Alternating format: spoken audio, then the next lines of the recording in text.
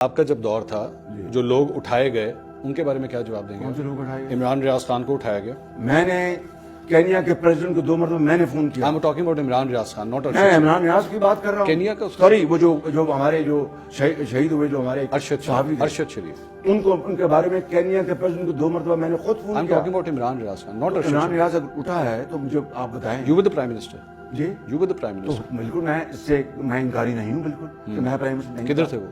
مجھے نہیں پتا کہاں تھے لیکن وہ بہرحال وہ اسی زمانے میں ہو گئے تھے. یہ تو میں اسی زمانے میں ہو گئے تھے. ایک جرنلسٹ غائب ہو رہا ہے سر آپ کے دور میں.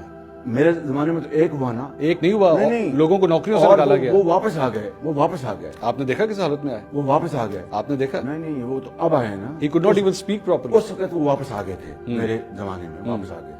آپ کو پتا ہے سر اسی طرح مطیع اللہ جان عمران خان صاحب کے دور کے اندر اٹھائے گئے تھے and he was back in the next 48 hours.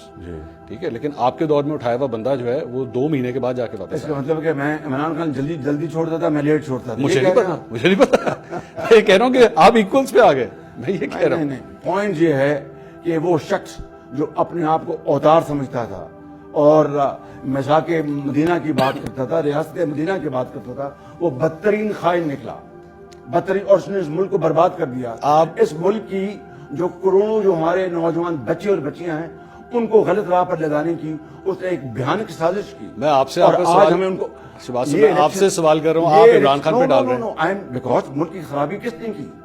ہم اس یہ خرابی تو آپ کے دور میں ہوئی ہے. نواز شریف اس کو ٹھیک کرنے کے لیے آ رہا ہے. یہ خرابی تو آپ کے دور میں ہوئی نا. نہیں.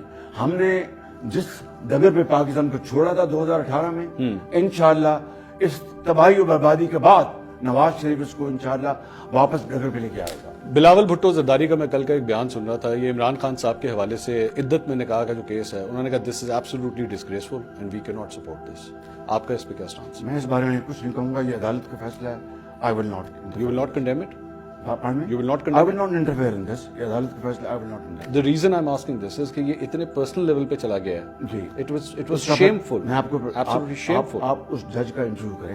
کس جج کا؟ جس نے یہ فیصلہ. جج انٹرویو دے نہیں سکتا 2 سال. نہیں دے سکتا. آپ اس سے جب ریٹائر ہوگا پوچھیے گا. My stand is کہ I will not comment on this. You know why I'm asking this?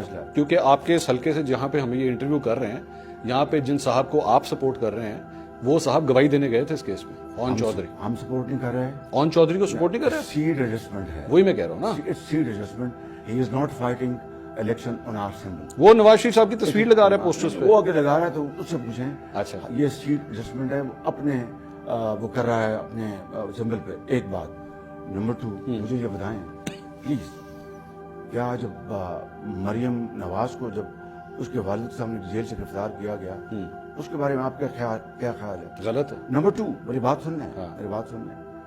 میری بیٹیاں, ان کا تو سیاست کوئی دور تعلق نہیں ہے. ٹھیک ہے. ان کے گھروں کو اس کا پورا احسار کر لیا گیا اور یہ آ گئی, پولیس آ گئی اور دروازے توڑے. اس کا کیا جواب آپ کے پاس؟